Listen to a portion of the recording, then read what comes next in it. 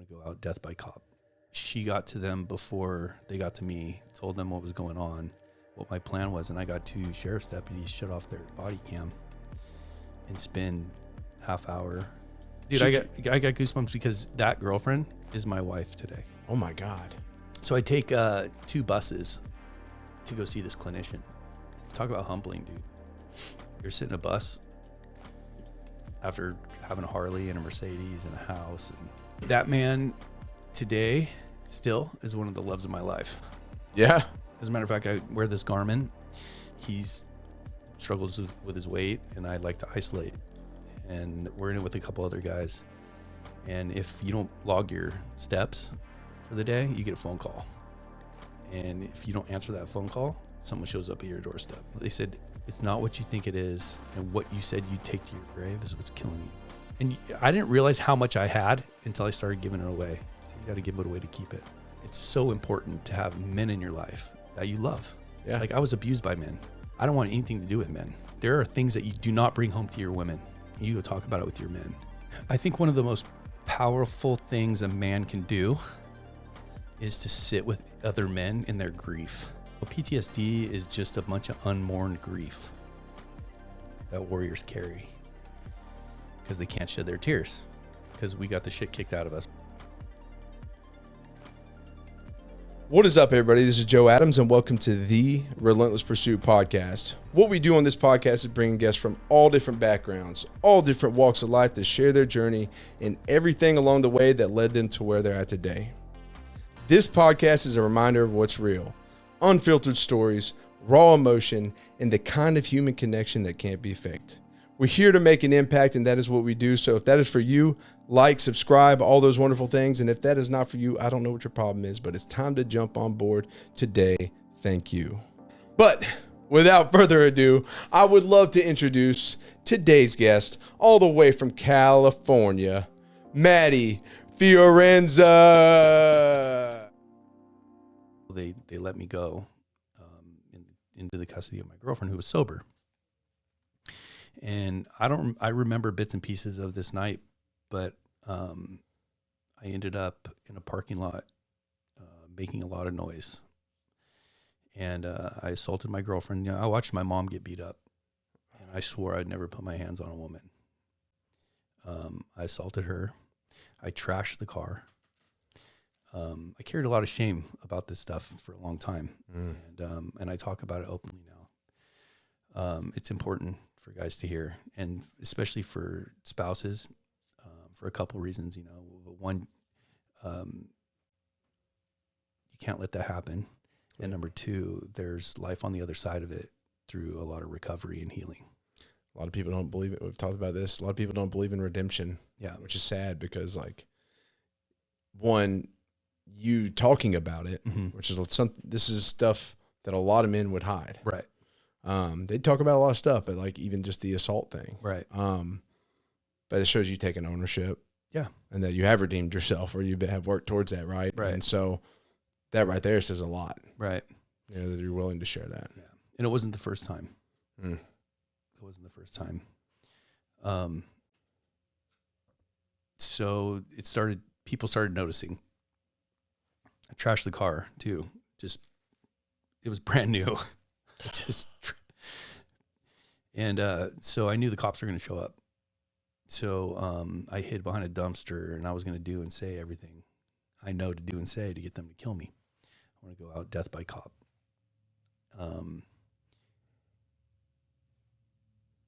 She got to them before they got to me, told them what was going on, what my plan was, and I got two sheriff's deputies shut off their body cam and spend half hour.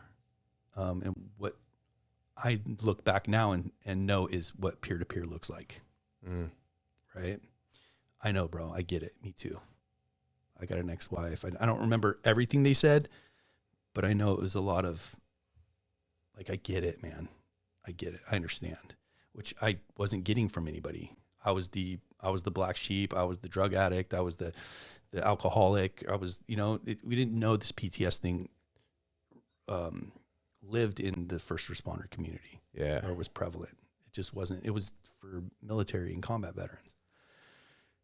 And so it was like, for the first time, I felt like, okay. So they talked me down. And there's a side note to this thing.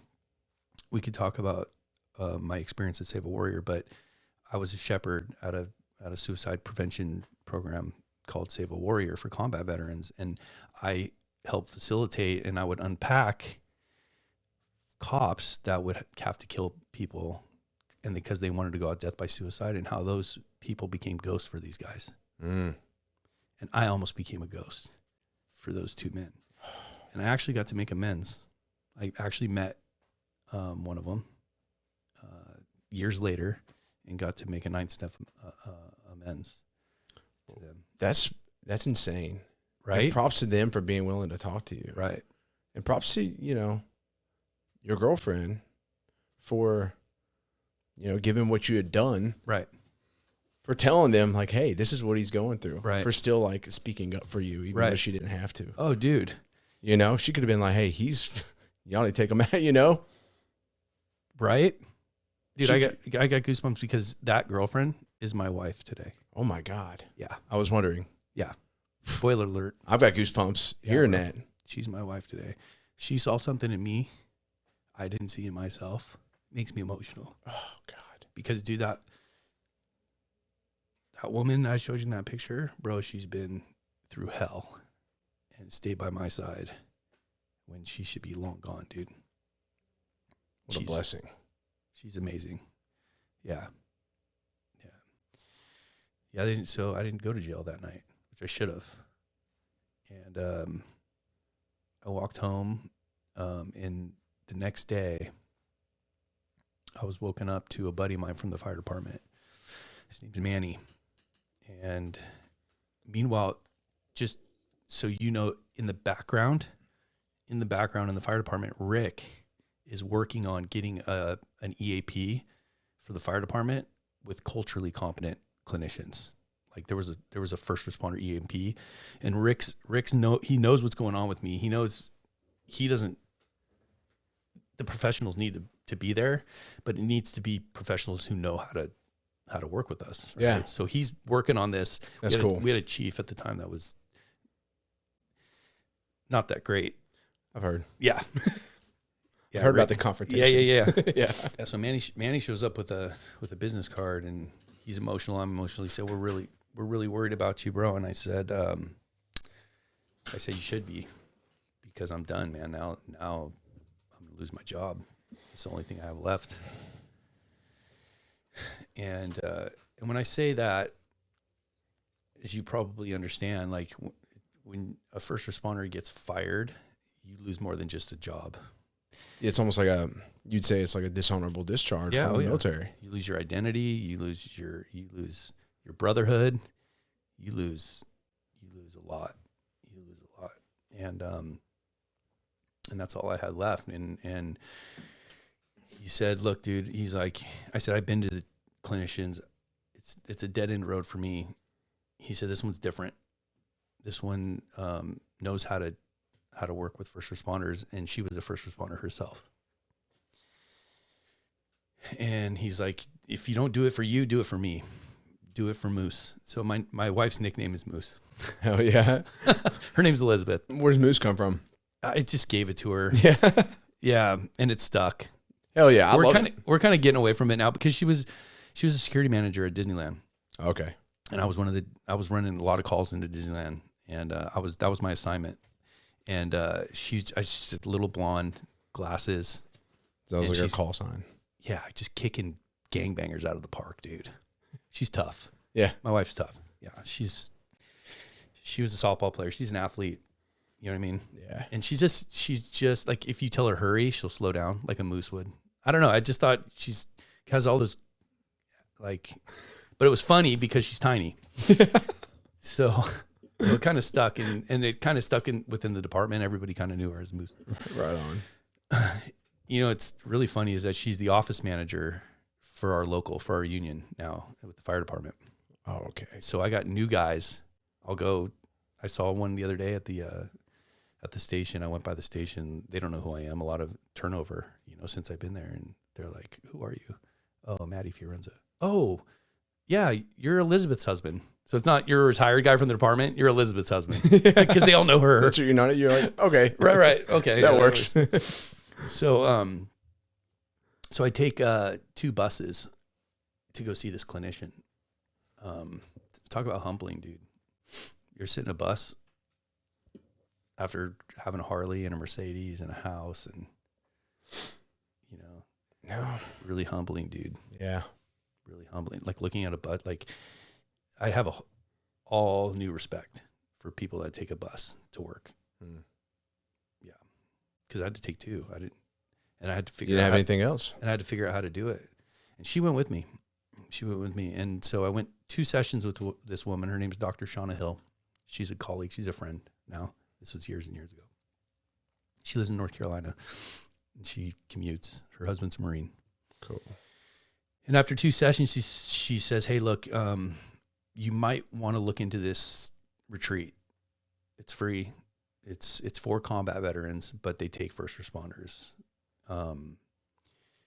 It's called Save a Warrior. It's in Malibu." And I was like, so I get home. My wife and I, we'll just call her my wife now. She was my girlfriend at the time. We look it up, fill out the application. Had no idea what this thing was about. I can't even read through the stuff. And the next day I get a call from Brian Haggerty. He's an Army veteran, LAPD officer. And he listens to me throw up that victim story. Like, I got so sick of telling that story. It's everybody else. It's her fault. It's the department's fault. It's this, it's that. And like not taking any accountability about anything, right? Just like playing the victim role, which I didn't learn later. And dude, no one wants to, like, I was playing a victim. A lot of first responders, and I don't mean this in a bad way, but a lot of the whole PTSD thing, there's a lot of victim mentality.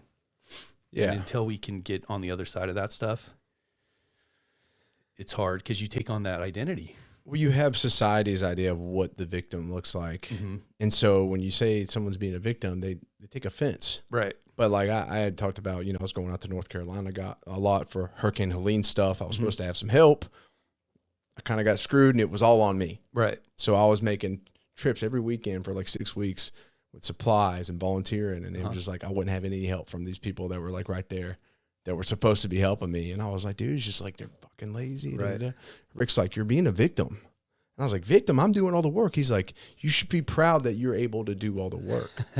You're right. You're victimizing yourself because they're not. Right. And I was like, I kind of got offended at first. Right. Because Rick, well, he understands that though. Like, but it's so easy for us to like victimize ourselves on anything. Totally. Something as simple as like, we're helping people and we'll victimize ourselves. Right. And I was like, shit, dude, that smashed me in the face. I was like, I am doing that. That's a great example. Yeah. Because a lot of us do.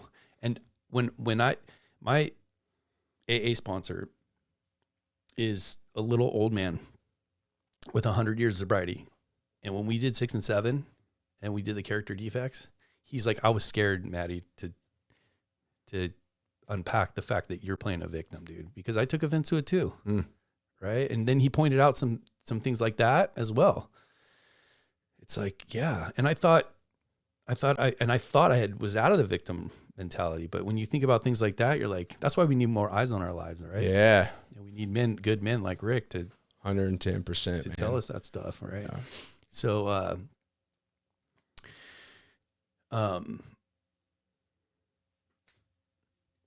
after that 2-hour conversation, he said a bunch of things to me that I'll never forget. First of all, he gave me validation for everything I was going through. He said, Matt, everything you're going through is totally normal for the amount of trauma that you've been through, but it's not what you think it is. He told me, and I'm like, okay. And he said, do you love your kids? I said, absolutely. He said, do they love their mom? And I said, yeah. He said, why would you want to take their mom from them? Because I was homicidal too. And I was like, yeah. He goes, don't make it don't make a permanent solution to a temporary problem. Just, we can't get you in for a month, but I want you to do me a favor. Get up and make your bed every day, and don't get back in it until it's time to go to bed, which is a very difficult thing for me to do. Clinically depressed, alcoholic, injured firefighter, spent all day in bed. Yeah. And he said, I'm gonna drive to your house on this day, and I'm gonna teach you how to meditate. And I'm like, I can't even sit still for 30 seconds, Kind of bro. hippie shit. Yeah. Yeah. Yeah. What's this? Yeah. And he said, no, trust me. And like I said, that was my first example of what service to others without expecting anything in return looks like. Mm-hmm. And so he drove from Santa Clarita to Laguna Beach, which is like 3 hours one way in traffic, to teach me how to meditate, man. And we spent some time together. He taught me this meditation technique that they teach at Save a Warrior. It's called warrior meditation. Mm-hmm. And he's like, just do this, you know, when you get anxious or you're just do this. And I did it a couple times. I was like, so I show up at Pepperdine University in Malibu on what they call day 0. And I don't feel worthy. These are combat veterans. I feel like I'm taking someone's spot that was in Afghanistan. Yeah. And there's a Marine, big dude, 1,000-yard stare, who's like, I'm trying to get to know some of the guys. We have no idea what we're about to experience. Yeah. 0. And I'm like, keep that guy away from me, dude. I was like scared. And so we come in, they give you they call it day 0. They give you everything you're going to learn in the first hour of this thing. And it didn't really make a lot of sense at the time, but it was striking a nerve, you know what I mean? And there were other guys there. They call them shepherds. There's no clinicians there. It's all warrior led. And they're like, everything that we talk about here stays here, you know? And so they give us our roommates, and I'm like, oh no, Jay's my roommate. You got the big guy. You're like, no. Yeah. And that man today still is one of the loves of my life. Yeah. Yep. As a matter of fact, I wear this garment. He's struggles with his weight, and I like to isolate. And we're in it with a couple other guys. And if you don't log your steps for the day, you get a phone call. And if you don't answer that phone call, someone shows up at your doorstep. Dang. And that's one of the things I was taught at that thing. Like, there's no man left behind when we're in the uniform, mm-hmm. but in this particular, struggle, battle, there's no man left behind here either. Yeah. And it's our responsibility to look after each other, because no one's fucking coming back for you. For sure. So there's a lot to this 5.5 day thing. One thing was meditation. It was like equine therapy. But we sat in a circle the first day of this thing, and day 1, and they said, we're not going to tell war stories here. It's not about what happened in Afghanistan or the mean streets of Anaheim. It's what happened when you were this big. And when you unpack that, everything's going to reframe itself. Yeah. And so one of the shepherds told his childhood trauma. They said, you got 6 minutes. And we went around the room, dude, and I heard my story over and over and over. And a lot of it is sexual abuse. These are men. And my heart was pounding out of my chest, dude. And I was like, you know what I mean? Like, I just met these guys. Are you sure that none of this is going to get back to the department? Like, and I was just like, screw it. And I told them all. They said, it's not what you think it is. And what you said you'd take to your grave is what's killing you. Mm. And so I unloaded, dude, everything. I was an IV drug user. Told him that. Damn. Told him Well, eventually I told him that. You didn't tell him right off the bat. No, because there's still, you know what I mean? PTS, man, everyone's a dirtbag. You don't trust anybody. Yeah. Right. I told him about the incident. I told him about the abuse. I told him about the sexual abuse. Like I unpacked all that stuff. Good. Over the, everything I could, you're right. There's more will be revealed, as you go through the layers of the onion and some of the stuff we were talking about, some of the deeper levels of things and those real deep wounds. Yeah, for sure. But, I felt better, man. I felt better, and I was connecting with these men. And like I said, we'd have to talk in a whole another couple hours to really unpack everything in that experience. And that 5.5 days, like, the hero's journey and meditation. We gotta get you back. Right. Yeah, for sure. And service to others. This is where I learned about the athlete warrior, statesman spirit. Listen, you want to touch the spirit, then go help somebody else get what they want in life. Look at where your life is at. Go do things. Don't put the tip in the jar and don't shake the can so the barista turns around and sees you putting the money in the jar. You just put the money in there. Yeah. You do acts of service without expecting anything in return. Make it become second nature to you. Totally. Eventually. Like flipping a light switch. Right. It's not about you, Matty. It's about the tribe. Yeah. And even if it's, in 12 step, it's giving a guy a ride, or you always have more than the next guy. And I didn't realize how much I had until I started giving it away. So you got to give it away to keep it. And this is how you're going to get well. And man, did I heard that. And I started a meditation practice. I got in the rooms of recovery. When I left, I stayed connected to a lot of those. And I just loved that program. Yeah, for sure. I loved it, dude. I just wanted to be a part. So I would just they're like, hey, we're doing a golf tournament. We need guys to just, talk about your experience. So any chance I got, stay involved. I wanted to stay involved and volunteer. Yeah. And I volunteer. I thought, why would anybody do that? And here you are. I want to make time and a half if I'm working any extra. Yeah. And here I am volunteering and not knowing, I didn't think I'd make it back to work. I'm off work still at the time. But they're just telling me, Matty, just do today. Just do today. Go find somebody to help and just do today and have a daily practice, right? Which I really highly recommend for any of your listeners. You got to have a daily practice. Don't waste your mornings. I get up in the morning, I make my bed. It's the first thing I do. Make my bed. I get on my knees and I pray. I read my devotional. I do a meditation. And for me, when I'm home, after that, I listen to worship music. I connect with God on the way to a 12-step meeting. And that's what that's how I start my day. Oh yeah. Without question. That's how I start my day. And I learned that early on. And then there's other things throughout the day, you know what I mean? Of being of service and stuff like that. So guys, there's so much here, but I eventually was asked to come shepherd, which is to hold space for the guys, to be the light. There's before you get to that, you're talking about like your practices and stuff.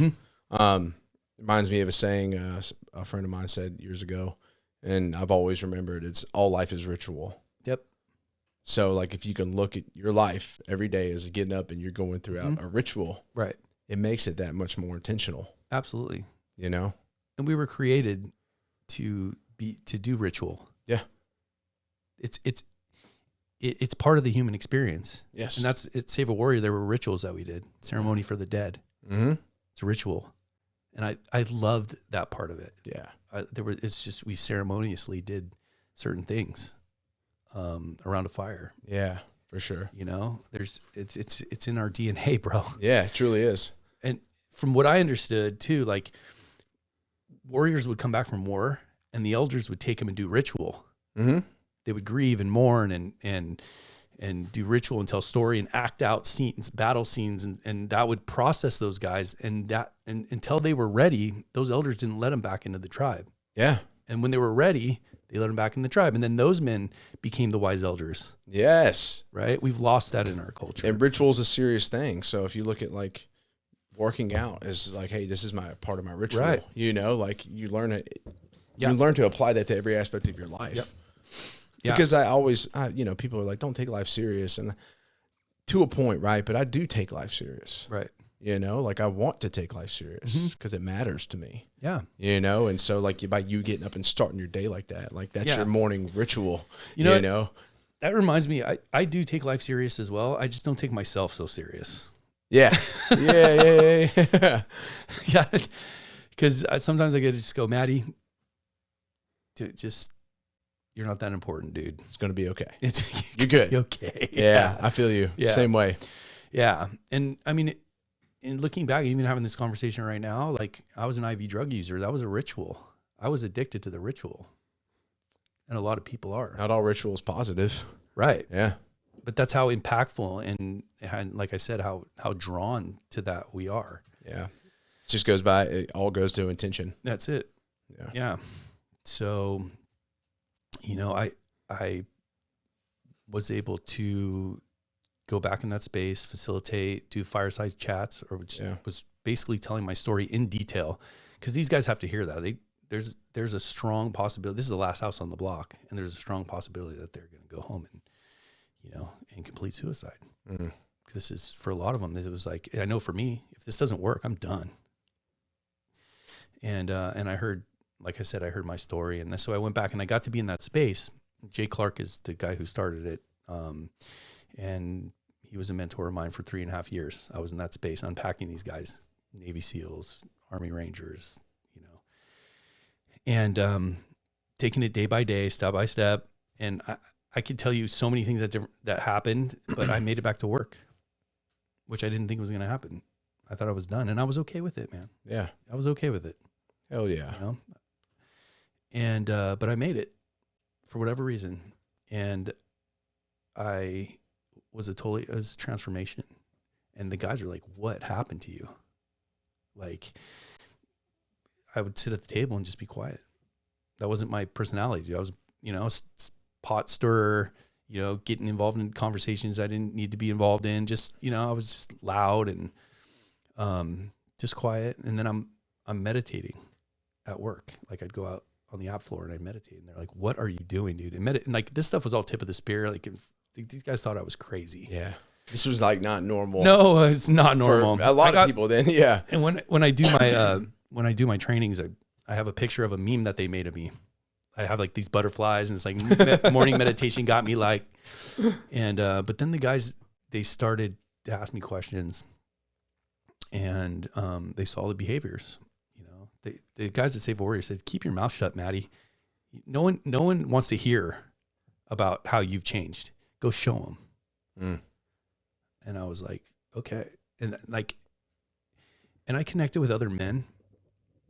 It's so important to have men in your life that you love. Yeah. Like I was abused by men. I don't want anything to do with men. Right. They said, no, man, there are things that you do not bring home to your women. You go talk about it with your men. Yeah. And, I'm like, I really listened to what these guys were saying because I want what they had, and I'm not talking about the material things. I'm like the relationships, the way they were fathers and all those things and then the peace. Yeah. When the chaos was going on around them. Yeah. And being a man of my word, they said, Matty, all you got is your word, dude. And if you can't keep your word, you wonder why people hate your guts and your relationships suck. And if you say you're going to show up, you show up. Be impeccable with your word. That's it. Yeah. And this stuff was all new to me. You know what I mean? I was a selfish, miserable person. I hated myself, and slowly they're like, we're going to love on you until you can love yourself. And love from a man, these men that knew every dark secret about me and they still loved me, but they held me accountable. Yeah. And I called them, just little things I would ask, what do I do? What do I do? And Brian was one of those guys, Jeff, this guy, Mark Lima. And I love these guys. Yeah. To this day, I love these men. And I took everything I learned in the veteran community and I just, through my actions and some of the stuff, I brought it to the first responder community, and then things blew up. Like it started with like, Shauna, hey, can you teach this guy how to meditate? Yeah, I'll teach him how to meditate. Right. And everyone's still at the department's like, is Matty's going to go back to his old ways? Like what's, he's skeptical. Yeah, totally. Which is normal. For good reason. Yeah. Yeah. You can't be a prophet in your own tribe. Yeah. I think the Bible says that. And, I was getting on my knees and praying next to I had hell yes tattooed on my knuckles. I was like almost joined the Church of Satan. Like I was about that dark stuff. Yeah. I was into the music. I was all about that. I used to wear pentagrams on my shirts. Yeah. And I mean, on the back of my motorcycle helmet, it said "Son of Satan." Really? Mm-hmm. Dude, I came out of the station one day and Mike Prey, Ricky Cheatham, and a couple other guys were around my bike holding hands, praying over my bike. Mm. And I remember thinking, get the fuck away from my bike. Yeah. Don't be coming at me. Right. And there were so many times, bro, when I was on that motorcycle that I should have been wiped out, dude, and had the same experience you did. Like a lot of times. Yeah. Drunk, high, stopping in Vegas. Yeah. A lot of times. So whatever they did, it worked. Yeah, it helped. You know what I mean? And I look back now and I'm like, thank God there were men around like that. Right? Because they knew my heart. And that wasn't me. So it's so interesting. Like I've heard you several times, like reflect on all these situations. Mm-hmm. Like you go from like thinking this way about this one situation, then fast forward to now, and you're able to look at it in just a completely new light. Yeah. Well, it's about perspective. Yeah. Right? Yeah. Perception, and I was definitely, how do I say it? I was asleep. Mm-hmm. And these men were awake. Yeah. And that's what happens when you have a transformation and you're connected spiritually and you're being of service. And all these things these men taught me that I should have learned when I was 13, I learned at 40 years old. And then I went on this complete journey of healing. You learned it when you were supposed to. Yeah, that's right. Yeah, that's right. It's just, and I mean, some of the things I did little things. One of the things that I told the guys at Save Warrior that I do is go to my dad's grave. He's buried at the Riverside National Cemetery, and go grieve and mourn that man properly, because he did the best he could with what he had at the time. Yeah. So I went to the grave with Jay and a couple of my Save Warrior buddies and my uncle Chuck from my mom's side, who was in Vietnam. He was a grenadier. He was doing jungle patrols. And and I didn't want to hear anything about my dad. Like I didn't care, And it's so funny how things work, dude. Where I wrote this letter. I'm at his gravesite. I'm crying. I'm reading this letter to him. My guys are standing behind me. My uncle's right here. And as I'm done, my uncle says, "What were some of your good memories of your dad?" Boom, shift. And there were some. Yeah. And then he told me a story that I had no idea about. My Uncle Ricky died. They asked my Uncle Chuck to escort his body home. So they pulled my Uncle Chuck out of the jungle, who was drafted. He didn't want to be there. Mm. And he escorts my Uncle Ricky's body home. And I guess he said, I knew that if I laid low, they weren't looking for me once I was home. I knew if I was laid low for like 40 days, I think he said, they wouldn't send him back. So he never went back to Vietnam after that. And I like to think now that my Uncle Ricky's death saved my Uncle Chuck's life. Dang. And I didn't know that story. I wasn't interested. So just in that moment of grieving and mourning my dad properly and reframing my relationship with him, it just changed the trajectory, and I got to learn more about, and now I know what my dad was going through. I know my mom was difficult. She's undiagnosed mental health. Even that day when he brought me the gift, she attacked him first. Like all these things I learned from. You learned about his parents. Side and his parents, and it goes back to something, man. It always stuck with me. I did that ayahuasca in Costa Rica, and I was talking to this guy, and he said, "Show your shadows compassion." And it doesn't mean don't excuse actions done. Right. Like I'm not going to excuse the action of the guy, that molested me when I was 8 years old. Right. But that's still, I got to show him compassion to a degree. Yeah. And like a lot of people are like, screw that. I'm like, he's went through some shit. Right. There was something that happened that turned him in. He took it the wrong way. Right. And like, it doesn't excuse that. But at the same time, man, I got to be like, damn, I feel sorry for him. Bro. A lot of people may think that's like, whatever, I don't care. No, dude, I teach people when I tell them, I forgive that boy. I'm not holding a grudge. Yeah. No, man. There's no resentment there, you know? Someone was doing it to him. Exactly. You know, it wasn't right, but I love that. Show your Shadows compassion. compassion. So when I hear you talking about your dad, it reminds me of that. Yeah. You know? Yeah.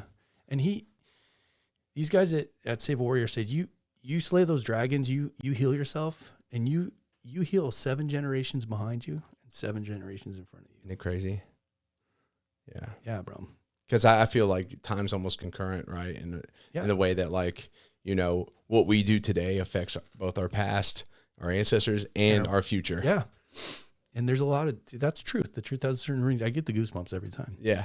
Oh, yeah. You know, and wow, I'm on this planet right now having the human experience, and I get to be the one. Yeah. That's awesome. And it's about vulnerability and being of service and working on the hard things, which is not giving into the flesh. Yeah. Like that's what it is. It's about love. So simple. Yeah. It's not about collect all this stuff and see how, you know, get the prettiest girl and none of that. Yeah. Everything I learned, I took back to the first responder community. And I slowly, was being asked just by clinicians, and different people that, you know, that I knew, friends of mine and stuff like that. Basically, long story short is I was starting to branch out. People were asking me to come speak. I was speaking at peer support. Like, so in the first responder community, we have what they call peer support. Yeah. And it's like an internal, and the guys are somewhat trained.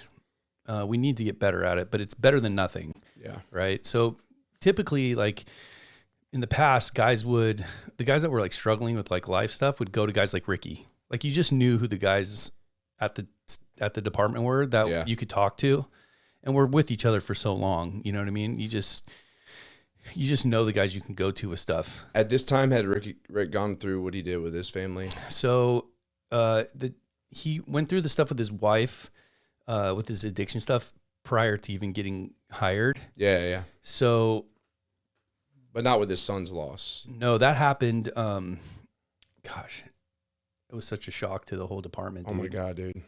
It was bad. That story. All of us, man, were affected by that. But that happened, and he was about. And this is the beautiful thing about Rick. That happened, and about a year later is when I was at the station with him. So I had a captain, but he was the truck captain. Okay. So he was witnessing and ministering and to me while I was going through all that stuff, still going through just a year out from the loss of his son. And you're like, this is a guy to listen to. Yeah, right? I mean. Yeah. Yeah. And I remember one of the first times I talked to, I would show up late to work, and my captain would come in, write me up, and then Ricky would say, come on, let's talk. And he'd spend an hour or so with me, just talking to me, man. No judgment.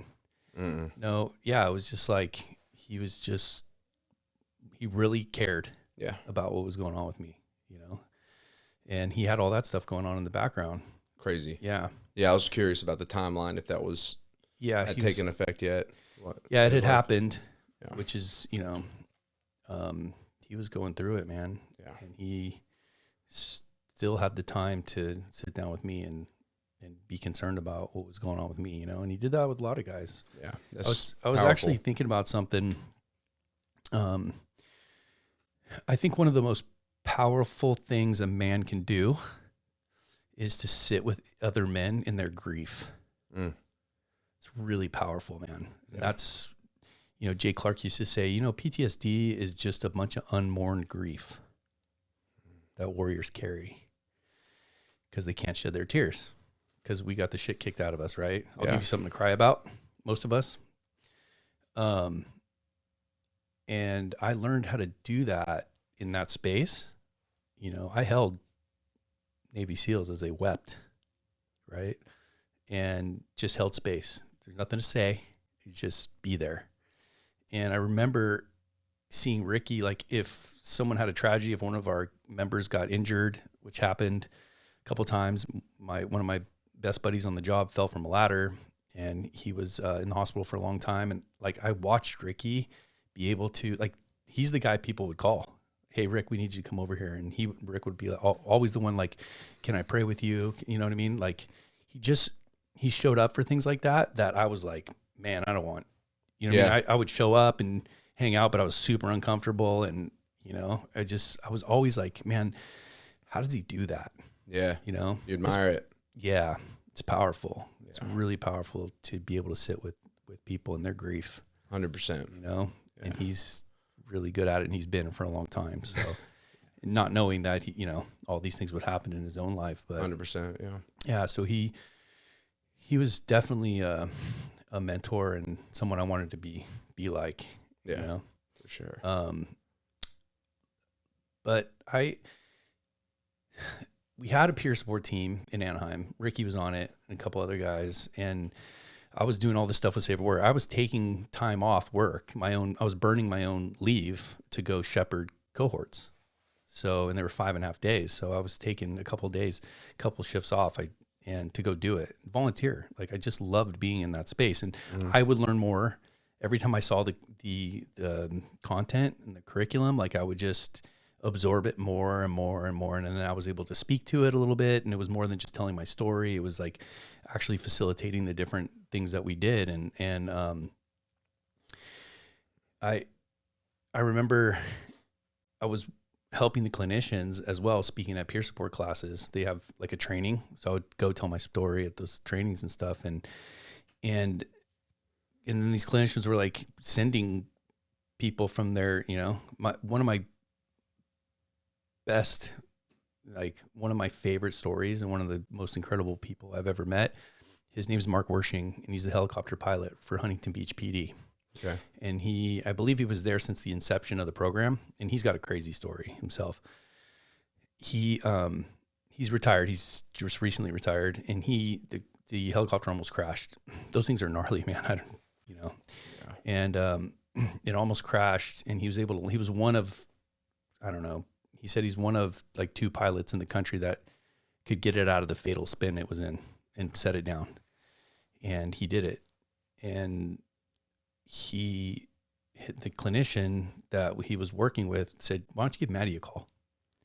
And so, and he's funny when he tells the story. He's like jiu-jitsu black belt, like man's man. This he's got a huge heart. He's the sweetest guy, but he's tough. Tough, yeah. Tough guy, you know? And when he tells the story, it's funny because I taught him how to meditate in Laguna Beach on the beach. And he's like, here I am, like with this guy, we're walking around Laguna Beach. And he's teaching me how to meditate. You know what I mean? And then we went out to lunch and because I was unpacking stuff in the space with the guys, I was able to get to the thing under the thing with him. You know, it really wasn't about the crash. That's not where he was stuck. It was other things, right? Because the incident, especially for first responders and veterans, it's a lot of times it's not about the incident. It's the childhood stuff, the wounds that are touched or whatever, you know, the things that really bug you or the story that you attach and the meaning you make of that situation. Right. And, it's part of it. And we kind of unpacked it, man. And we became friends and we were friends for a long time after that. So, that's what I was doing that kind of work with guys from other departments all over California, you know? And so finally one of the clinicians went to the peer support lead and said, you know, you have a guy here in your department that is doing good work with other departments, and you might want to ask him to be on the team, you know? And, but like I said, they were still like, I don't know, has Matt really changed? Yeah. Is he just going to like snap? Right. And I was doing it for my own guys just because that's what the guys at Save a Warrior, this is what these combat veterans taught me how to do. Yeah. So I was just doing it. And a lot of time I was just sitting and listening, you know, and then I got to be on that team. I got sent to do all the training, and I had a friend who reached out to me. She was a clinician. Her husband was one of our firefighters who was a really good friend of mine. We went to medic school together, and she's like, there's this doctor who's starting a treatment center for first responders only. And I thought, that's kind of cool. I was in recovery. I was like, yeah, that's awesome. You know what I mean? Like, I think there was like the Center for Excellence, which is in Maryland, but there was really nothing like it at the time. This was probably 10 years ago. And I thought, dude, that would be awesome, you know? So I met him, and before you knew it, like, I was not only shepherding cohorts at Save Warrior, I was working at the fire department, and now I'm doing business development and developing the program for a treatment center for first responders. Cool.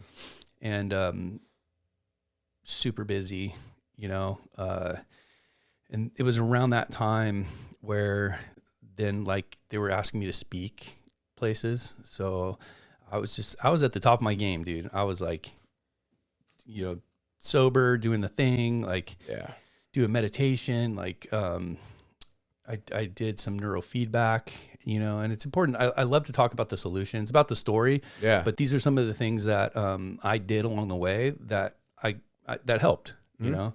So for your listeners, you know, there's things like neurofeedback that I was able to do, which helped with my sleep, you know, helped me fall asleep faster and stay asleep. Yeah. So I was anything I heard about or did, I was like, I'm all in. Yeah. Any kind of tool to improve. Right. Yeah. And because I still wanted to, I had to still continue my own healing. Of course. Right. And so the truth is, I got so busy, and I was flying all over the country, and I was, you know, telling people about the treatment center, and with a guy that the doctor had hired, and he became like a brother to me. Yeah. And because we were sharing hotel rooms, I mean, we were on a tight budget, and so we kind of ran out of money. And when we ran out of money, we had to merge with another treatment center.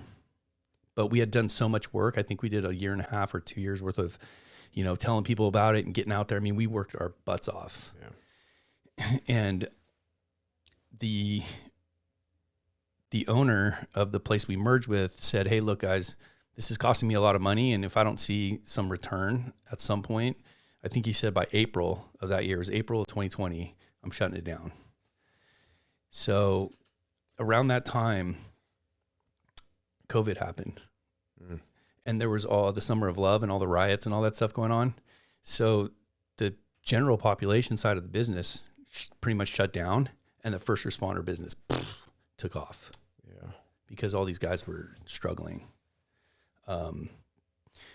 with being, you know, all the work they were doing and just getting pummeled, and yeah, it was bad. And then I'm on a Disney. So Disney paid the city to have 4 paramedics respond into the resort area in Anaheim. And I was one of the Disney medics, they call them. And it actually helped prolong my career, because when I went back to work, that's the rig I worked on. So I'm going into Disneyland. I mean, there's traumatic things that happen, but I'm not going in people's houses. I'm not on the freeway. I'm not cutting people out of cars. You know, none of that stuff. You know what I mean? Totally different, change of pace. Totally. And I have, like, the EMTs are carrying my gear.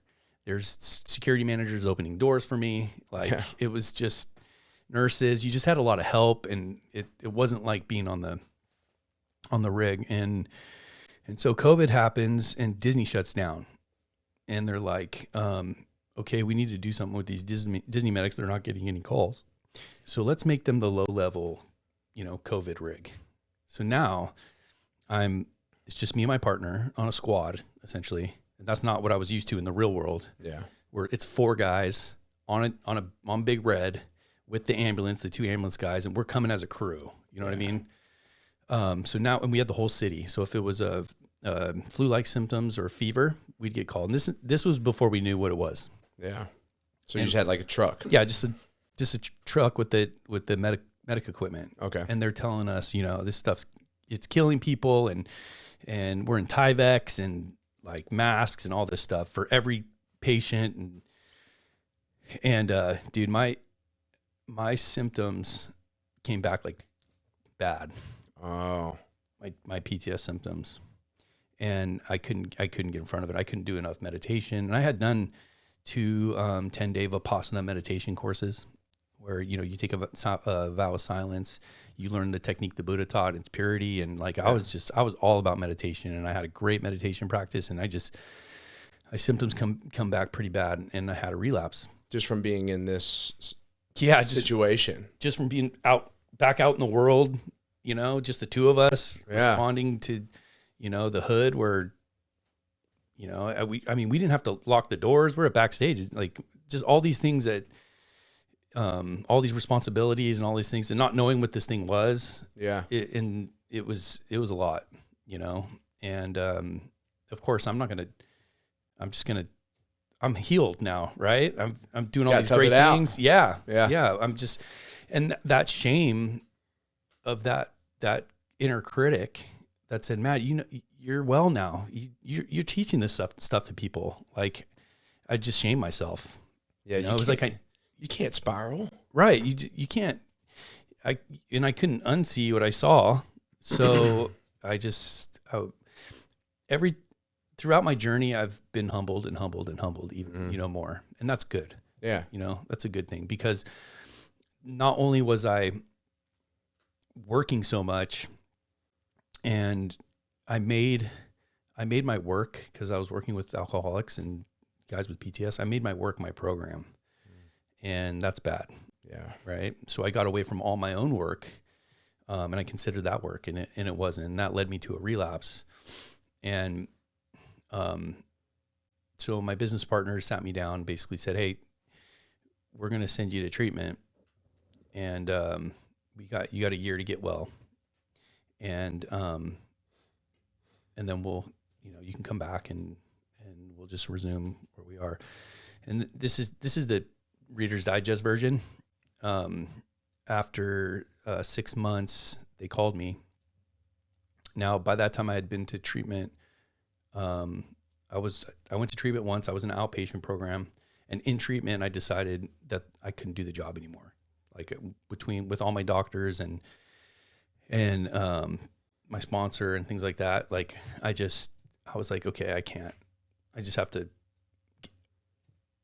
go do something else. Yeah. And I knew that I was doing all the mental health stuff, so that that was my retirement plan. For sure.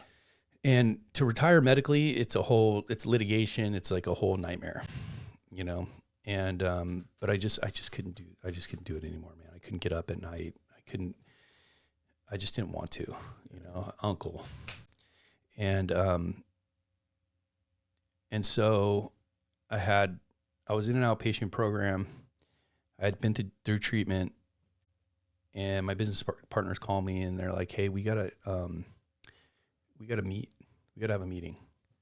We need to figure out what's going on with the business and sort some stuff out." And I said, in their defense, I just canceled on them. Like, I didn't.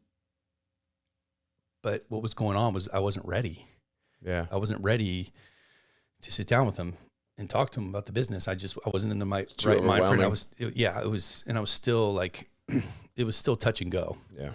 And I refused to take medication as well at that time. I just didn't want to do that. And so, I was in an outpatient program. I had online, I finished it for the day. I actually helped a guy get into treatment that day. And I went to go lay down and sleep. And my wife came in, and she was upset about something. And I was feeling like I was going to lose the business. And she left. This is all in the documentary, by the way. She left, and I pulled my gun out of the safe. And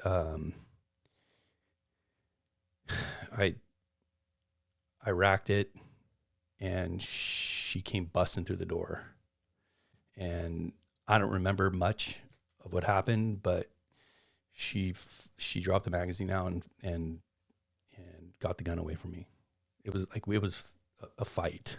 Damn. Yeah. Like you were done. Done. Dude, if it wasn't for my wife, I wouldn't be sitting in front of you today. Wow. That's another, right? She saved you a couple times already. Bro.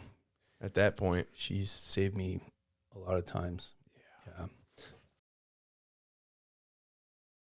Some people ain't worth staying there for. No. It's like how do these specific women, like such as your wife and Kelly, for example, like what is it they see that, you know, other people going through these things don't see, that they just go through years and years of it and it never gets better, right? It's kind of crazy to think about. Yeah, I know that my true self, I'm just an empath with a big heart. Yeah. You know, I'm super sensitive. Mm-hmm. You know, I think we're talking about this part of the story, but like, I love her. You know what I mean? Like like there's a soft side to me and there's a very protective side of me. And there's this, and that's what she held on to. You know, I wasn't just a raging dick. And I could see that time. too. Yeah. You know what I mean? Working through some shit. Yeah, man. I'll let her, you know, she'll come and talk and I'll let her tell her side. But I mean, there's no excuse to put your hands on a woman ever. Even if she punches you in the face first. I mean, I've had grown men punch me in the face, dude. I'm like, if a woman hits me, that's no excuse. Right. You know, I've seen videos of people like, bunch of women jumping their wife or something, and they're like, I'll defend my wife. Right, like, of course. You know, I'm not wrecking anybody around, you know? Right. But we would fight. Yeah. Like, and my wife's tough. Yeah. Yeah. There's no excuse. But yeah, so she had basically kept you from pulling the trigger on yourself. Yeah. Yeah. And actually, we sent her through our peer support training, because eventually I went to work for a board certified police psychologist. It's kind of part of the story, but we put her through peer support training because she also went through Save a Warrior, and she was a shepherd as well for the female cohorts. And so she was in the space. She spoke the same language, and I was just like organically like sending the spouses to her. Yeah. And we also started a spouses retreat. So I was getting a lot of calls from the spouses. They're like, I see your wife went to Save a Warrior. He's home, you know, he's doing great, but what about me? Yeah. Is there anything out there for me? And at the time there wasn't. Now there's all kinds of stuff, but there wasn't at the time. So my wife and I, with the doctor and a couple of the clinicians, started what we called the SAGE retreat, which was a spouses retreat. So it was kind of the kindler, gentler Save a Warrior. I took some of the stuff from there, and they took some codependency stuff, and we created them. But we were doing yoga for them, and they got massages, and we made it feminine. Yeah. Like something they'd want. But the idea was the same. You build a container full of love. You teach them how to meditate. You let them offcast their childhood stuff. You let them connect, and you build a community with them. Yeah, it's like, well, you know, Rick had mentioned this before. He said, you know, personal growth is something you don't take on without your spouse, right? Or you're gonna, that's gonna separate y'all. Exactly. You know what I'm saying? So you need to, if one person's getting all this help and they're growing, you know, the other person's there like, hey, what about me? Right. You know, you're just gonna grow apart, right? So you're a team.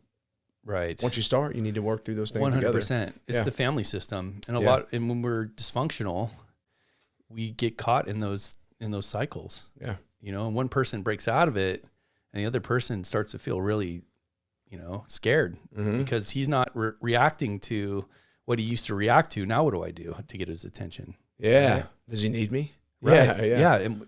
And someone once said, like, if we just help one person, if you speak Spanish in your house and then you take one person out, you teach him English and then you send him home, eventually he's going to start speaking Spanish again. Yeah. Unless you teach the family how to speak English also. That's a good point. Right? Yeah. So I like that analogy, but yeah, dude, she showed up for me in a big way that day. After that incident, I had built a pretty solid group of men. So I left the house, went down to the beach. I had a bunch of people looking for me. You know, she's calling all my buddies, like, told them what happened. And so I went home. There was no one home. And I took a shower. I laid in my bed, fell asleep, and I woke up to like 10 dudes in my room. And my guys, you know, and just showing up. Yeah. Just showing up. Like I know that a lot of things were said. I just cried.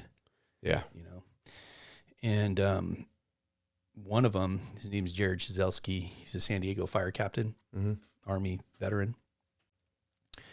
He stayed with me. He stayed the night with me. And then the next day he took me surfing while it was suggested that I go into a psych ward voluntarily, mainly to be evaluated and put on medication. So I was like, okay, like, yeah. Hands up, like, dude, whatever I got to do. Right. Yeah. So he stayed with me until my wife and my son, my oldest son, drove me voluntarily to the psych ward. And I went in there, and it was 6 days, and they just tranquilized me, essentially. And then I came back out and went back to the treatment center for 45 days. Meanwhile,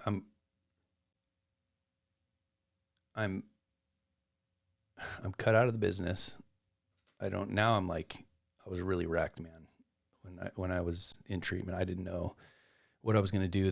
The medical retirement took a year, it took 2.5 years. And for one of those years, I didn't get paid. But then slowly, same thing. I got back to the daily practice. Yeah. You know what I mean? I'm like, okay, I got to get back in the rooms of recovery. I've got to make my bed. I got to start meditating. I got to, do all that. I just have to do that. Do that. It's worked before. It'll work again, That's my starting point. Yeah. That's it. Yeah. And I was pretty much done with the mental health stuff. I'm like, I can't, I'm not going to do that anymore. I'll go work at Home Depot or something. I'm just one out. Yeah. And Dr. Gina Gallivan, the doctor I was telling you about, board certified police psychologist, had a bunch of contracts with different agencies in California for psychological services. But she's like, and she had a partner who's retired law enforcement officer from Hawthorne PD. His name's Gabe. And we were buddies for a long time. But she said, Matty, you're too good at this to walk away from it. And I said, I lost the treatment center. I felt like those guys betrayed me. Yeah. And I just can't do it. And she's like, I want to do preventative stuff. I want to get into the preventative side of it, and see if we can build some stuff. So I'm like, okay. She's like, you don't have to work with people one-on-one. We'll just ease into this thing. But, and I just kind of slowly started building my confidence back and getting back in the space and connecting with people again. And cause I had so much shame and guilt, and I'm like, from being there and then falling backward, recovery is nonlinear. Yeah. But I didn't forget everything I had learned. Yeah. And now it's just more humility, which is very important. Reapplying those practices you had.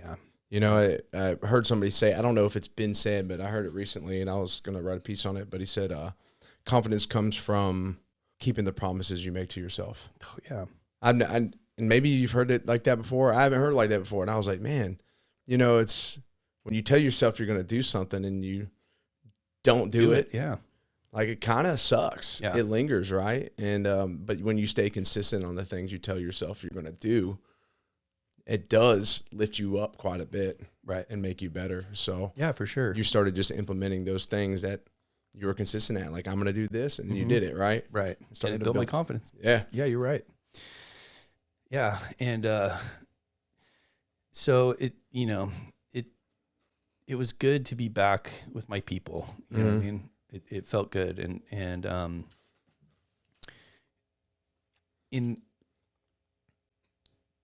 I think it was right about that time before I started working for her. After I left treatment, I locked myself in my apartment for 3 months. I just was melting down. I couldn't go outside. I was getting adjusted to these medications and so I get a call from a friend of mine who's like, hey, she works for the Amen clinics. And she's like, we want to offer you free SPECT scans of your brain. And I thought, okay, well, that's something I haven't done yet. And it's expensive. I couldn't afford it. You know, they said our foundation's going to pay for it. So the first time I had driven my car in 3 months, probably 4, because I had been at treatment, was to the Amen clinics to get these SPECT scans done of my brain. And so after I did that, I did one day, one the next day, and then a week later I went in so the doctor can show me. And I saw that, well, first of all, my brain was on fire. And second of all, that I had TBI in my prefrontal cortex. So seeing pictures of my brain and listening to a doctor tell me your behaviors are reflective of the injuries you have to your brain. It took the stigma out of it, you know? And I think that someone needs to hear that, right? And when I go out and talk mental health, I don't even like that term, dude, to be honest with you. Yeah. We call it brain health, right? This is your nervous system. Yeah. You had no idea, cause there's probably people like, what the fuck is wrong with me? Right. You know, but maybe they just need to go get their brain checked out, and just that'll give them at least a little bit more insight. Totally. And how many of us are athletes or been in fights? My nose has been broken a bunch of times. Play ice hockey, got in fights, bullied, this thing's been knocked around quite a bit. Yeah, right. Yeah. So, and if in your brain, it can heal. It's neuroplasticity. Your brain can actually heal, and there's different things that you can do to do that. So, there's a part of your brain called the basal ganglia. It's at the base of your brain, and it's a bundle of nerves, and it's what kicks off the fight or flight process, essentially. So after I saw those, I don't know, this is, like I said, this is God working for me and doing for me what I can do for myself, but they had been talking to someone else from the Stella Center, and the Stella Center is in Chicago. They have doctors that are trained all over the country to do what they call the stellate ganglion block. Have you heard of that? Yeah, a lot of people haven't, and it's awesome, dude. So I'm curious. Yeah, right? Yeah. So it's an epidural. They go through the front of your neck. It's an anesthesiologist does it. They take a ultrasound and they find that part of your brain, and then same needle, everything, and they anesthetize it. They hit it with lidocaine or something. I don't even think it's lidocaine. That's trippy. It's right. It's the same thing they use for bulging discs in your back. But what it does is, and this is the Matty explanation. Yeah. Is it hits a reset button. It deadens because it grows more nerves, so it deadens those nerves, and it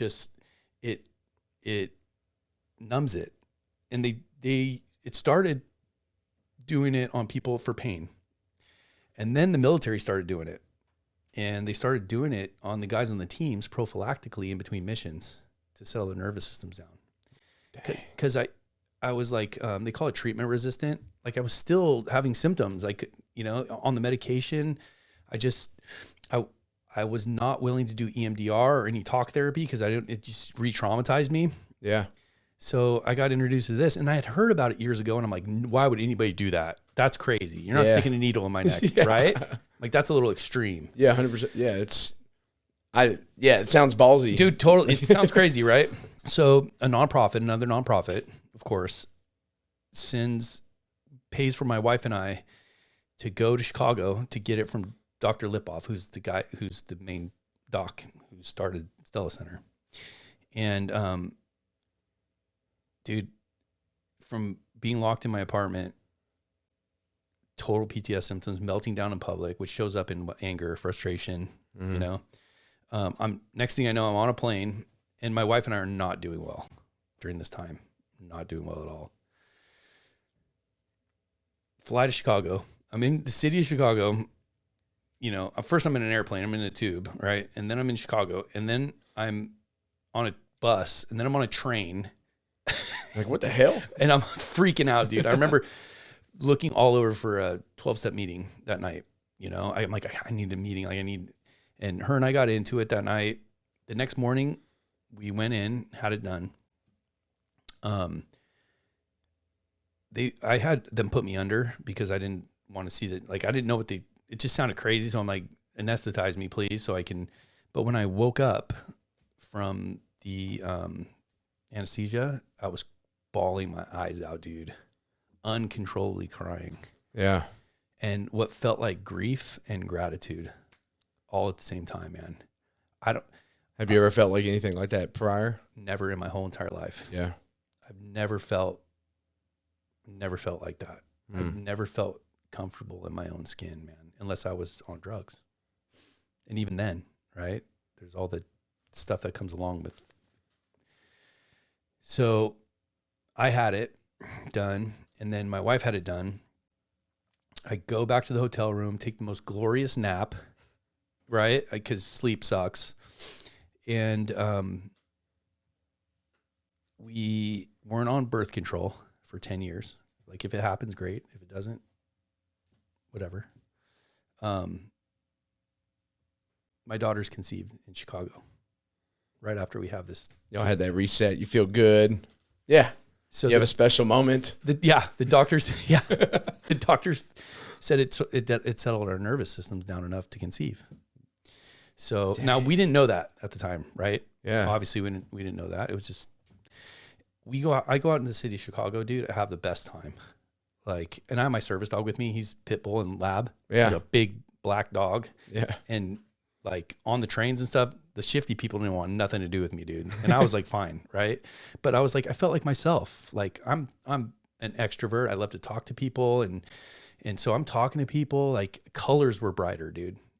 Like, you know how many of our faculties are wasted on hypervigilance? Oh yeah. Always being on alert. Yeah. It's tiring. That's why a lot of times I avoid like going downtown and stuff. Yeah, we avoid. Yeah. That's what one of the first symptoms of PTS is, avoidance. Yeah. You know what? I went downtown on Halloween, and I don't have Axel with me.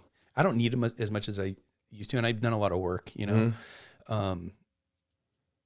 I don't per se like to be in like crowds like that on the street and all that stuff, but there was something about the Nashville crowd. Because I pick up on energy like intrinsically. I just kind of, it seemed pretty chill. It seemed like most everybody was pretty nice. Like, I didn't feel all that nervous. Yeah. But I wasn't there very long either. I just walked out and up. Yeah. I went and watched the Dodger game, and then I went up and. To me, it's just like as the night goes on and there's more drinking going on. And I think for me, I just avoid like heavy drinking crowds just because it can be. And that makes sense. It's still early in the night. People are like, "Oh, Joe, nobody messes with you," and I'm like, "No, you have enough drinks, and the night gets late enough. People want to mess with you." Right. They're like, right. You know what I'm saying? Of course. So I just tend to just kind of like stray away from that. And that was probably part of it as well. Yeah. I'm not, dude. I go to bed. You know, I'm in bed by 9, 10 o'clock at night. Home with my family. Like, I don't hang out at bars anymore. Yeah. Like, I was in Nashville, so I had to go. Yeah. You got to check it out. Yeah. Of course. But I wouldn't go in and go. You know, I just. You weren't honky tonking? No, we went way down to the end. Yeah. To one of the bars that like nobody was in. It's a cool scene too, comparatively, right? I'm in a new place. It's a lot of music, and it's something you got to experience. But, dude, you go to like from out of town. Huntington Beach is known. Like, there's a jiu-jitsu studio on every corner. Really? In Huntington, dude. Everybody's a fighter. That's where like who's from there? He was our mayor for a little while. Tito. Oh, really? Yeah. I didn't know that. Oh yeah. So. You go to Huntington, and when they let the bars out, dude, there's like guys are looking for fights. They're looking to go to the ground, bro. You see somebody like just on their butt, just kind of going. He's like, ready to. Ready to. You're like, everybody is like on their ass out here. What's going on? Yeah, dude, it's guys are looking to bump you or whatever. I don't know. Maybe it's just because I'm from there or whatever. But dude, I didn't feel that way. Yeah, it's good. It's positive. And it opened me up to be able to do therapy. Yeah. And I started, because it's in addition to, it's not a one, you know what I mean? You get some relief and then you go do the work that you were afraid to do. Right. And so I was able to do a bunch of EMDR after that. And I had moved out because the city stopped paying me while I was in the litigation. So my wife moved in with her mom. I was living with a buddy and I was just working on getting well. Yeah.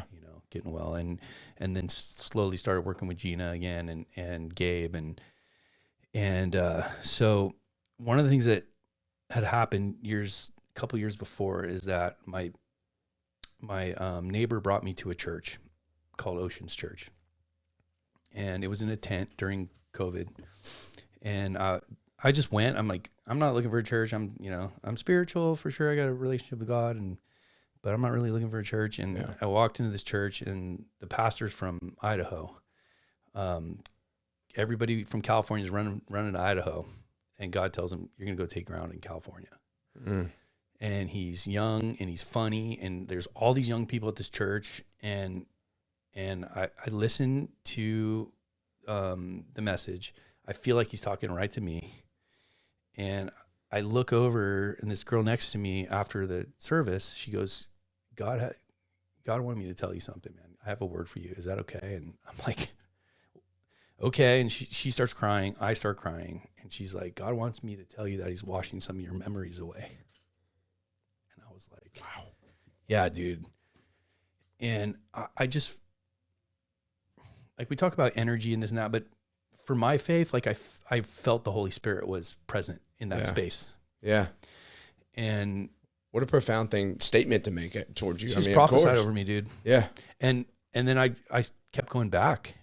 I loved to be, I've never been excited to go to church. Yeah. I was raised Catholic, dude.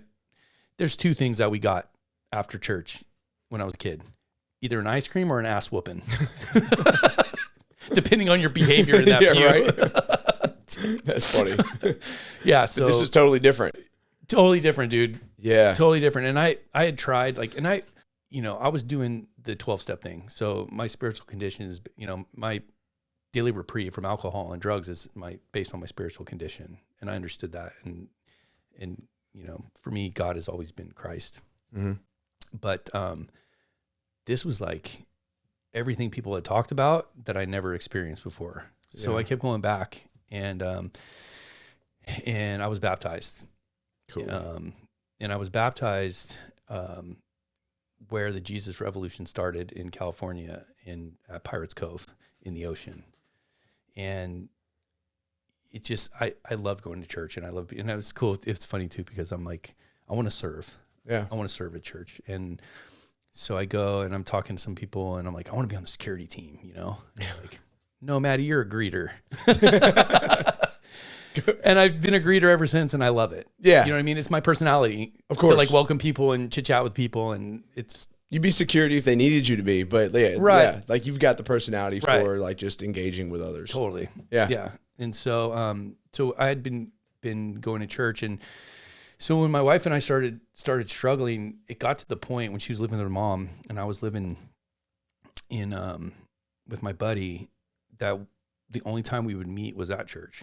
We'd come to church together. Oh, okay. And like I said, I want to tell her part of the story, but the cool thing is that we're at church one day, and I'm like, we sit together. I'm kind of mad at her. We're walking out together, and our pastor says, "Hey, Fiorenza, how's it going?" And we both look at him like, we're struggling. And he pulls us over, and he starts praying over us.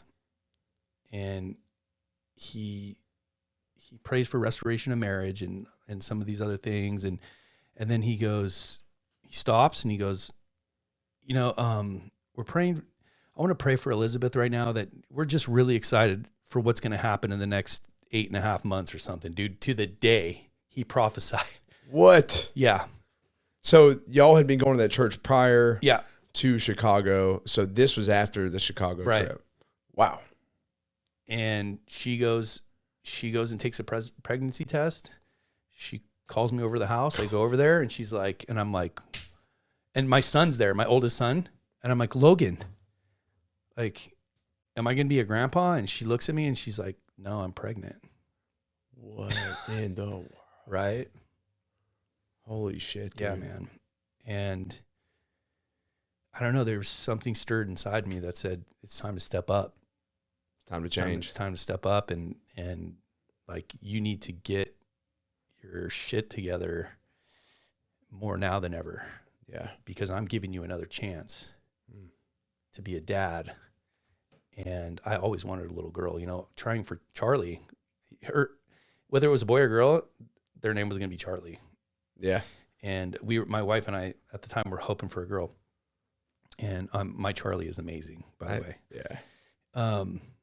So, you know, I'm like, okay, what do we need to do, man? And I really, really started working hard on my spiritual condition, you know, I was doing a lot of therapy and doing a lot of AA, and I was sponsoring guys, and I was just like, I was back in it. Yeah. You know, and full force. You got this purpose. Yeah, man. I get too, man. Yeah. And she's like, because I'm showing up for myself, that makes her, you know, a wise man once told me women want to be valued, loved, and they want to feel safe. Yeah. So I was doing all those things. And I was excited too, to be honest with you. I was feeling better from the Stella thing. You know, my meds had kind of like, I got off a few of them, but I was like pretty stabilized with some of the other ones. And I felt okay, you know, and things were starting. I got my medical retirement, that all went through, and now I could work.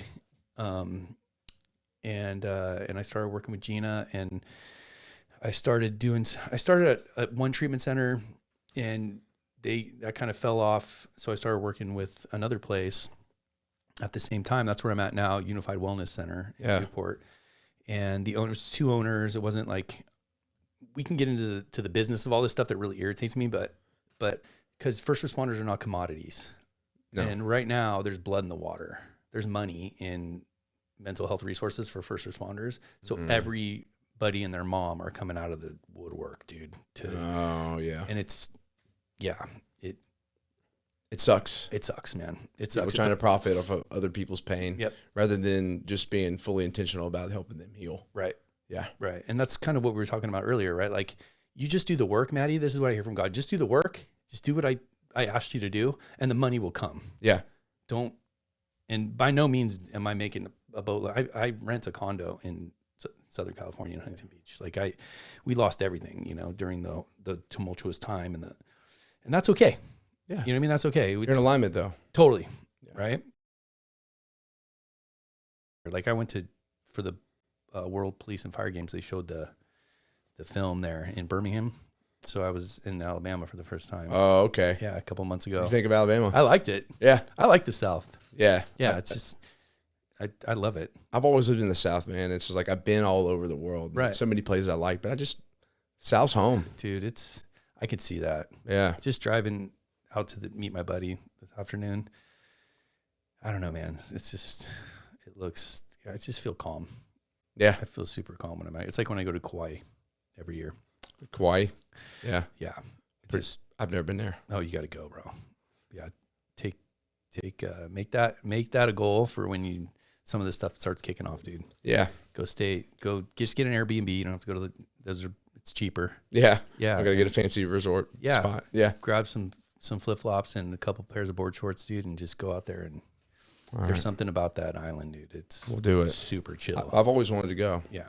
The Kauai is very, it's the wettest island, so it has the most foliage and stuff. Cool. And you go there to hike the Bali Coast. You go there to snorkel and surf. You don't go there for the nightlife, because there's none. The island, which is fine. Yeah, that's why I love it. Yeah. and there's something about the energy of that island that you get off the plane and you're just like, oh. All right, so we go to Hawaii. We're going to go Kauai. Kauai. Yeah, go to that. That's the spot. That's the spot, bro. Honolulu Bay. All right, sweet. Stay in Princeville. I'll take note of that. Okay. Yeah, hell yeah. I do got to ask you, in regards to your wife, you said, you know, the 3 things she wanted was to be, women want, the wise man said, be valued, to be loved, and to feel safe, right? And I'm sure, like, so from what it sounds like at this time, you're starting to provide those things. Yeah.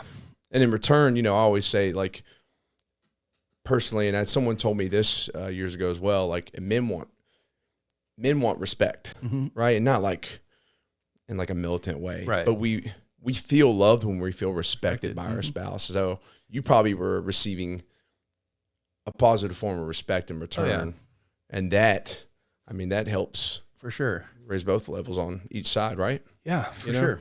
So for sure. And I there's something that happens naturally when a woman's pregnant. You feel more protective, and you feel like you want to love on her more. And I don't know, it just during that time, just it felt really good I was excited. Yeah. I mean, it kind of. You got a little girl coming? Yeah. We talked about that earlier. When I found out she was a girl. Oh my gosh, dude. Did you cry? Yeah, oh yeah. Yeah. I was so pumped. I was like, wow. And then I told the boys. The boys are elated, bro. They love her so much. That's cool. They're so much older too. She got a 23-year-old brother. She's protected. Oh yeah, bro. And then all her uncles and stuff. All my boys. Yeah, no, same for my daughter, man. She's got all these crazy dudes that are out in the woods. Like, right. Ain't nobody messing with Ozzy. Right. I named her Jordan because I'm a big Michael Jordan fan. Oh. And my wife says that's not why we named her Jordan, because it means to flow down. It's the Jordan River. And I'm like, okay. But for me, but she was conceived in Chicago. She was born in the year 2023. And her original due date was on Michael Jordan's birthday in February. All the signs. All of it. Yeah. 3. Always 3, bro. Yeah. I love that. Yeah. I always look for that kind of stuff. Yeah, for sure. Geek out on it. But yeah, she, so, I basically helped build up this treatment center. I started a nonprofit. We have been paying for stellate ganglion blocks for people because it works. Yeah. So insurance doesn't pay for it. And I'd like to say I'm just a huge advocate for these guys, and we can drill down on some of these things, because, and I want people to hear this too, man. I'm still working on my recovery. Yeah. Like I'm going to an outpatient program right now called Rest, in Irvine, and they do craniosacral and Evox and Saracet. So I'm always doing some form of work on myself, and I still do therapy, and I still go to 12-step meetings, and I still sponsor guys, and I don't. The more I learn, the more I don't know shit. Yeah, that's why it's important just to keep doing it too. That's it.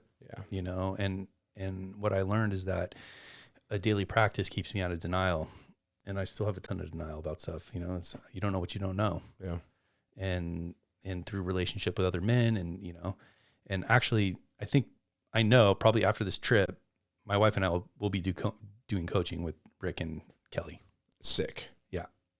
So I can't wait to see where that goes. Yeah, me too. Yeah. Me too. Cause my wife and I have been through so much. Now we have this little girl, and we're both doing our best to stay well. My wife is in a program right now. It's a nonprofit called Open Water for combat veterans and first responders and their families. And it's started by this guy, Danny Nichols. He's a pro surfer. He met this combat veteran amputee, and they both love the water. So they're still building upon it, but it's come a long way. And they basically they have clinicians as well, but it's a mentorship program, but it's on the water. So you learn, like, they do outrigger canoe, stand up paddle, prone paddle. They do like breath work stuff in the pool, which is super cool. And you get a mentor, and you train for 6 months, I think, with that mentor. And then on Veterans Day, they paddle from Catalina to Huntington Beach. It's 9 hours. Hell yeah. Right? Sounds like a good time. dude. And they do, and it's more than that, right? They check in with each other. Like, you're part of, they build community. Yeah. And my wife's in the program right now, so she's training. She's been training, and she just had an ACL replacement. So she's going to do her best to try and paddle this year. She's got it. Yeah.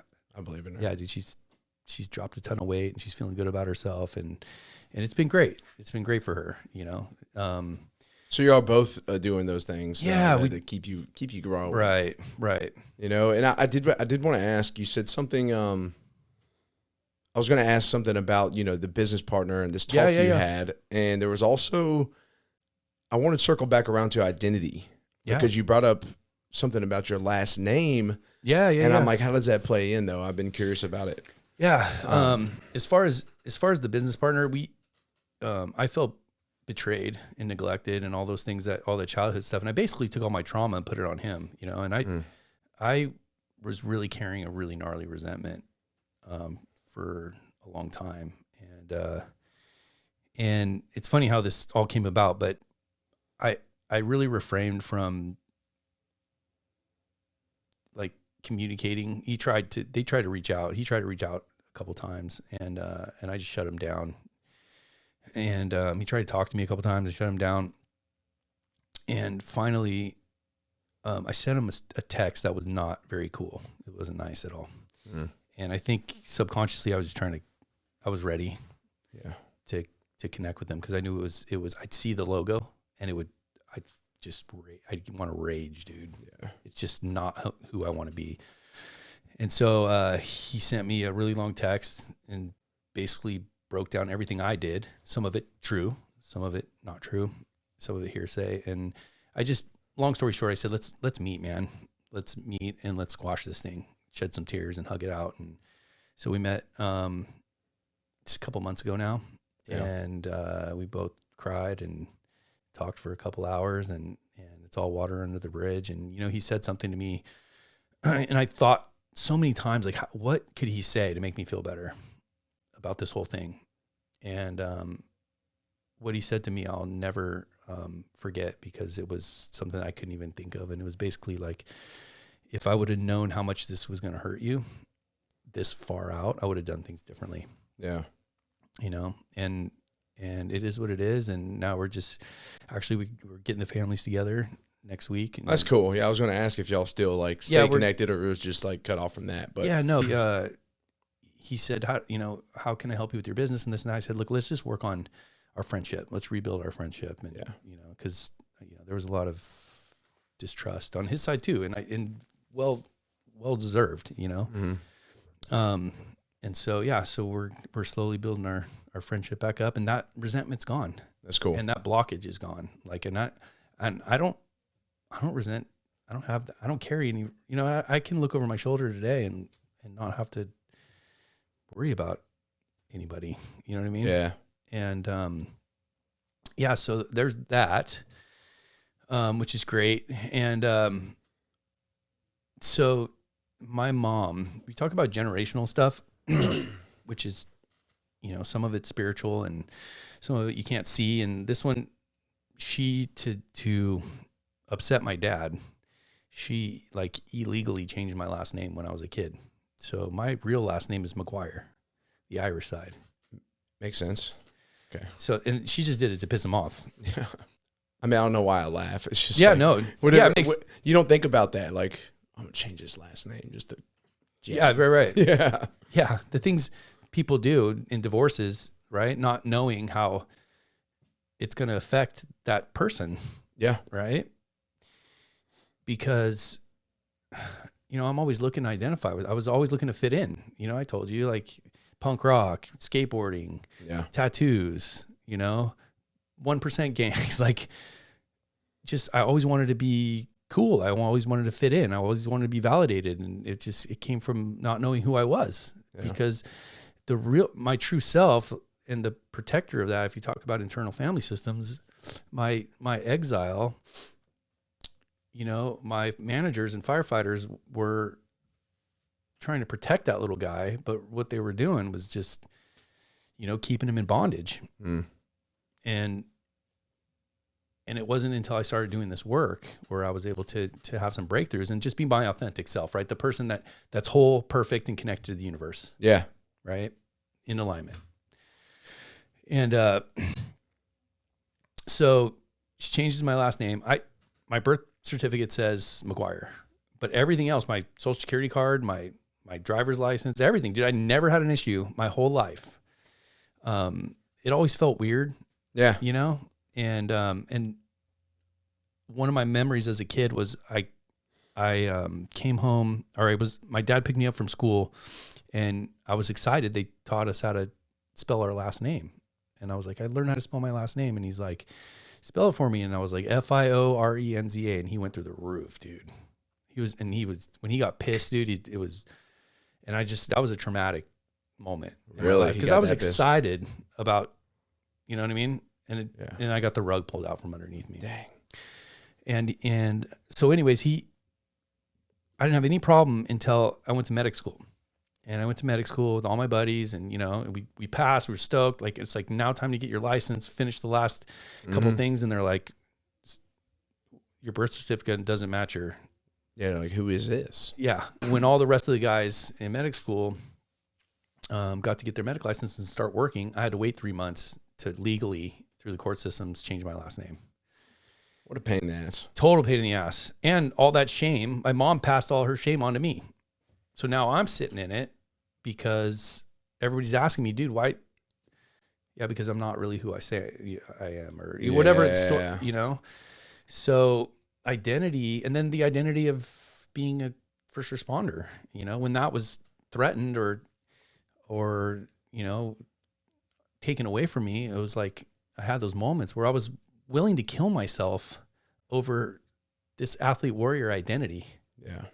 You know, and so that helps with my advocacy too, because I work with a lot of guys who get fired because of their dissociative behaviors, gets them in trouble. And that's one of the things, I mean, I sit in the space with these guys, and I help walk them through the tough times of losing that, help them grieve and mourn it and move on in their lives. And a lot of them they're flourishing. They're doing great. You know what I mean? And they look back and go, man, I'm glad I'm not doing that anymore, because look at what I'm doing now. And, you know, and, so, I mean, if I had to sum up everything I do today, I mean, like I said, I started the nonprofit. We pay for stellar ganglion blocks. A nonprofit is a lot of work. It's a lot of work that because I'm so busy, I don't have a lot of time for. So it's kind of sitting there. Every once in a while, someone will cut me a check and I'll just pay for guys but I'm not out there actively fundraising. Yeah. I need to be, but, because I really feel like, and we can talk about, this population is not very well taken care of when it comes to mental health services and stuff. We're getting better. Yeah. As a matter of fact, I was out here, and I met Josh, who runs the Nashville, wellness program. Okay. For the fire department. It's really good. Oh, really? Like, I was like top tier? Yeah. Yeah. Really, really good. I mean, there's always room for improvement, but they're letting this dude have carte blanche. He's writing policy, and they're really taking care of their people. Like, if someone's struggling, they're going to get taken care of. So, like, you talked about a lot of like people starting these like nonprofits and stuff because of the money in it. Right. But in the midst of that, there's also people kind of revolutionizing things and doing some powerful work. So it's like the trade-off, right? Like, right. Yeah. Because the ones that are in it for the money, a lot of times will they last? If it's not, if it's not authentic, right? People will figure them out. Yeah. People will figure them out. And, there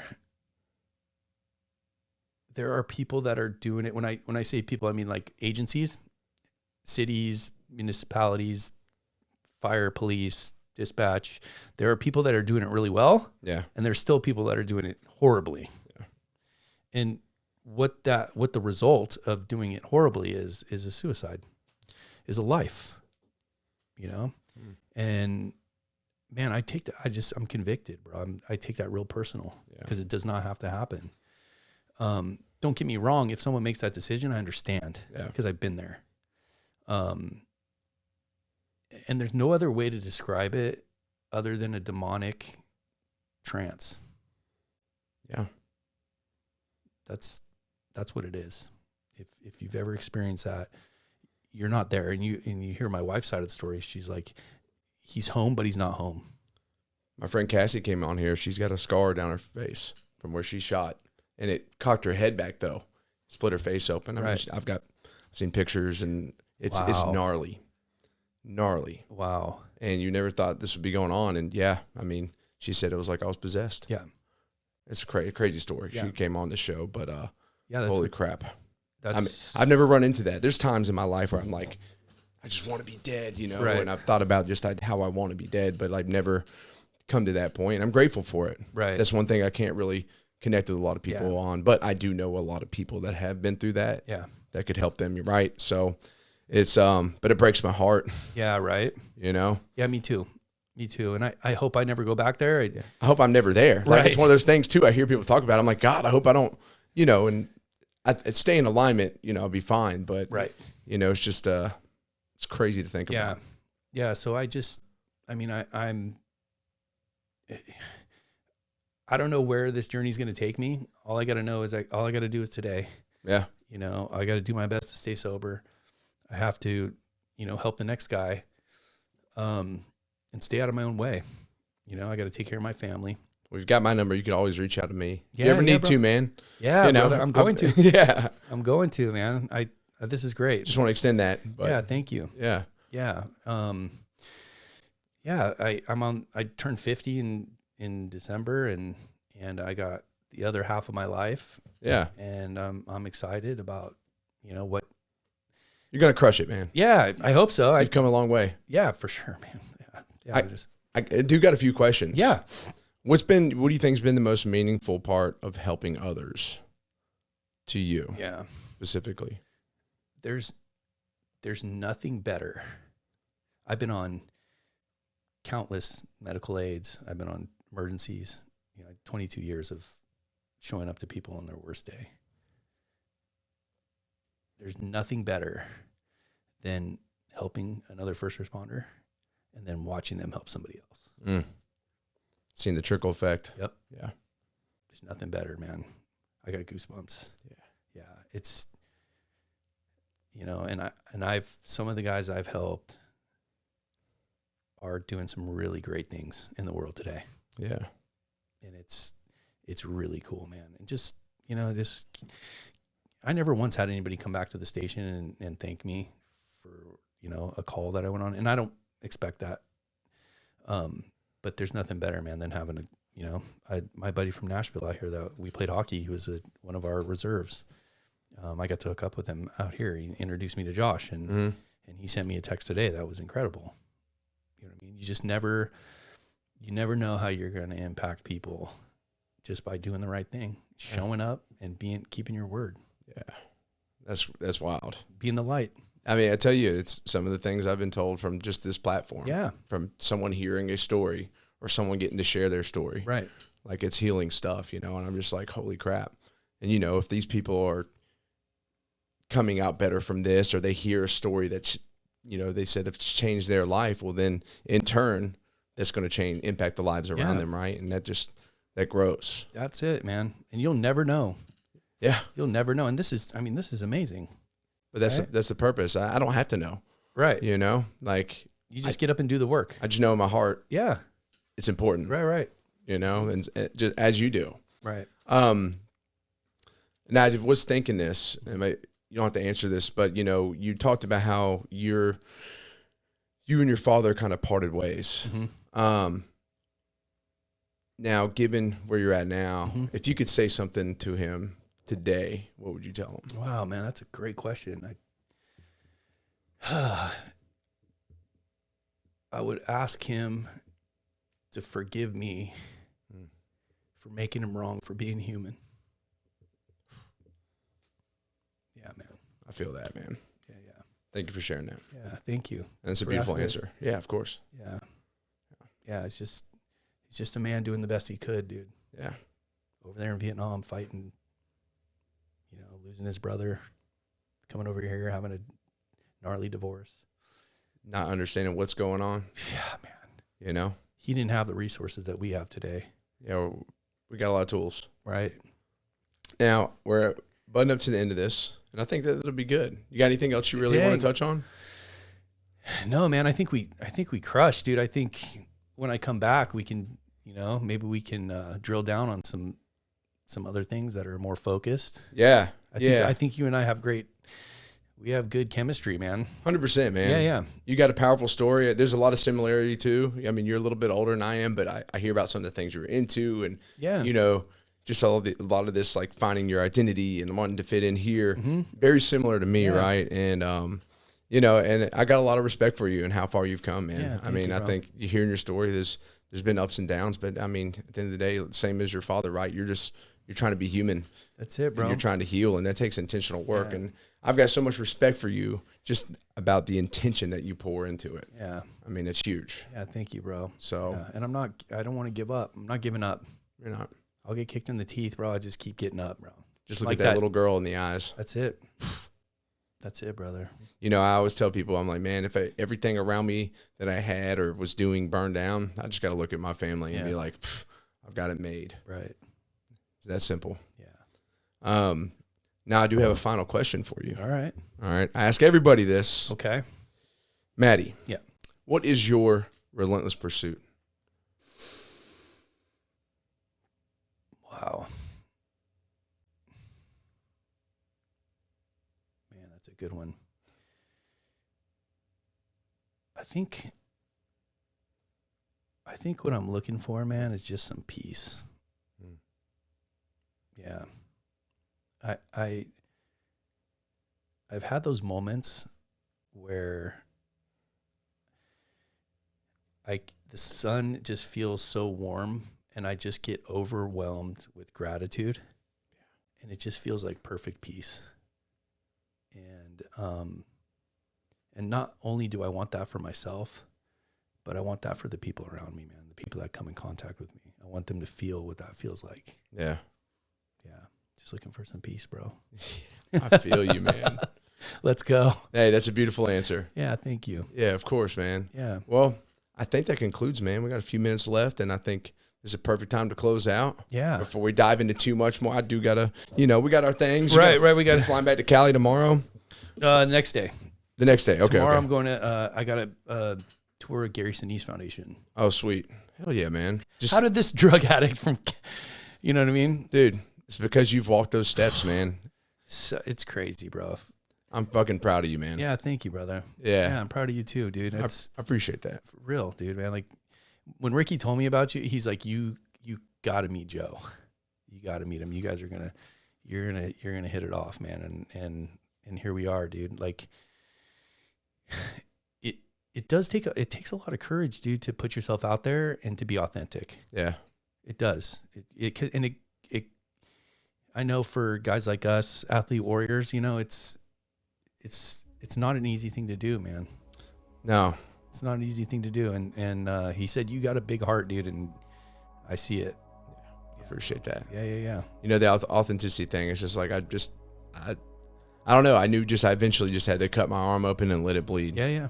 That's how I look at it. It's just, and that's, I tell people that's, at least right now, that's my relentless pursuit, is just to be the most authentic version of myself, because that spills into everything else. Yeah. And I see it, man. I appreciate that. For sure, dude. Yeah. So, because guys like us, bro, out in the real, back in the day, we'd probably puff up and we'd probably be rolling on the street. 100% downtown after drinking. I don't care about all that though. Dude, I know, right? Life has changed so much, man.